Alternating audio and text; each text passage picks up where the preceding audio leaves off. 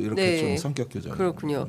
근데 김용현이 대선 캠프 시절부터 계엄 언급을 하면서 다 쓸어버리면 되지 뭐. 다 쓸어버려. 이런 얘기를 했다는 거예요. 그러니까 기본적으로 김용현 그 장관 머릿속에는 이미 이 정권 출범 때부터 그러니까 출범하기 전부터 정권을 잡으면 소위 얘기하는 그 민주진보 세력을 다 쓸어버리겠다. 이런 생각을 갖고 있었던 거 아닌가 싶습니다. 이제 그것이 이제 계엄으로 발현돼서 이 얘기가 이제 구체적으로 나오는 것인데요. 네.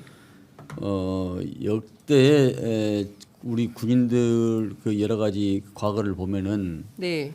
계엄이 성공적으로 되겠느냐 이런 진영에 우리 진보 진영에서도 많이 얘기를 했었거든요. 네네네. 근데 그 이게 이제 현실화되고 보니까 이제 그런 얘기가 나오는 건데 사실 역대 네. 군에서 여러 가지 문제 있었던 이런 것들이 전혀 하고 나서 본인들도 이제 연금도 못 받고 또 구속되고 네. 이러다 보니까 상당히 지휘부 일부에서는 주저주저했던 것 같습니다. 전혀 하고 나서 자기들이 아주 예. 비참한 삶을 살고 이러기 때문에 예. 그 명령을 따를 사람이 과연 누가 있겠느냐. 그러니까 그렇게 생각했던 것이죠. 실제로 이게 이제 불발에 그치고 나니까 너도 나도 나서서 사령관들 포함해서 전부 나는 몰랐다. 뭐 양심 고백 형식을 빌어서 특전사령관부터 해서 특전사령관 같은 경우에는 그날 국방위에 출석을 해서 본인 스스로 대통령하고 직접 지시받은 내용도 밝히지 않았습니까?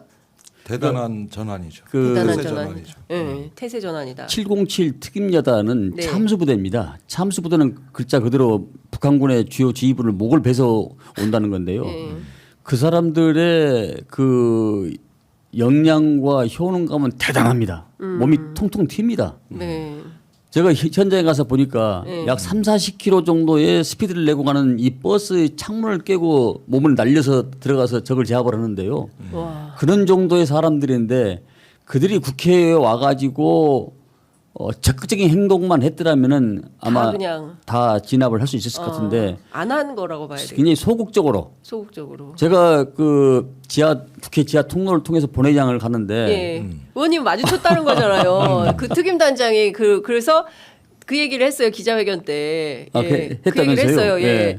제 눈앞에 안규백 의원이 지나가셨습니다. 지시를 내릴 수 있었는데 그냥 묵인했습니다. 그러니까- 의원님 돌아가실 뻔했습니다.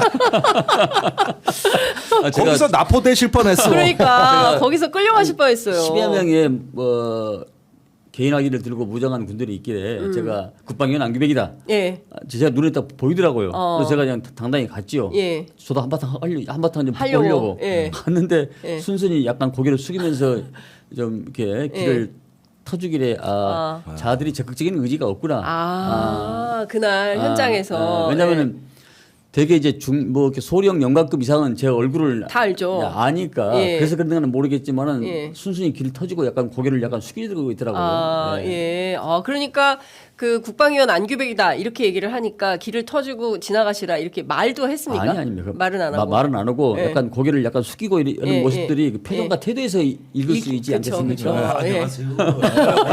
의원님 들어가십시오. 의원님 어여가십시오. 707 특수부대가 아니라 무슨 뭐 저기 룸사롱 삐끼 같이 손님을 인사를 한 건 아니었지만은 약간 고개를 다소곳이 숙이면서 예. 이렇게 그때 느낌이 어떠셨어요? 어쨌든 지금 국방위원 16년 하셨기 때문에 군인들의 행동이나 이런 걸 딱 보면 이 사람들이 예. 적극적인 자세가 아니고 소극적으로 상부의 지시에 의해서 이 사람들이 온 사람들이구나 그런 것을 직감을 할 수 있었습니다. 네. 그러니까 그날 현장 시민들하고 막 이렇게 쟁투가 벌어지긴 했습니다만 사실 제압하려고 했으면 10분 만에 뜯고 다 들어가서 조치했겠죠. 그러니까 거기서 이제 제가 궁금한 대목이 네. 아마 이거 확인을 해보셨는가 모르겠습니다만은 네. 그 특수부대가 이제 의사당까지 오는 건 문제가 없었을 거예요. 근데 그 내부 건물 구조라든가 네. 몇 층으로 가야 본회의장이 있고 의장실이 있고 지하 통로가 있다. 이런 부분에 대해서는 평소 연습이 안 돼 있는 부대거든요.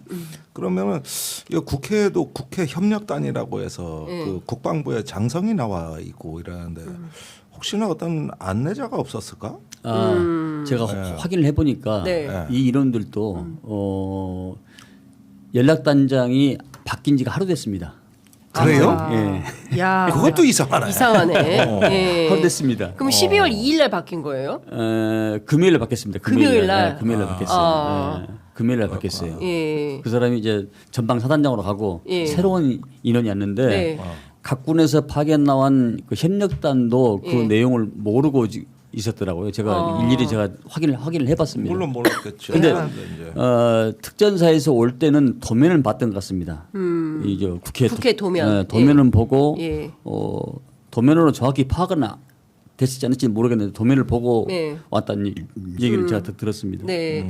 그러니까 들어와서 뭐 어딘지 몰라가지고 2층에서 3층으로 왔다 갔다 하고 막 그랬다는 건데. 그런 거죠. 예. 아무래도 그러니까, 혼란스럽죠. 그러니까 이 사람들이 이제 북한 특수전 부대니까 북한은 잘하는데 국회는 처음 와보는 거지. 아니, 아마 중고등학교 때 저기 사회책에서. 그거 와가지고 구경은 하지 않았을까? 아 방문. 군인들도 예. 특전사들도 이게 이제 오물풍선에 관한 북한과 관련된 작전이다 생각하고 왔는데 이게 이제 국회로 헬기가 뜨고, 내리고 예.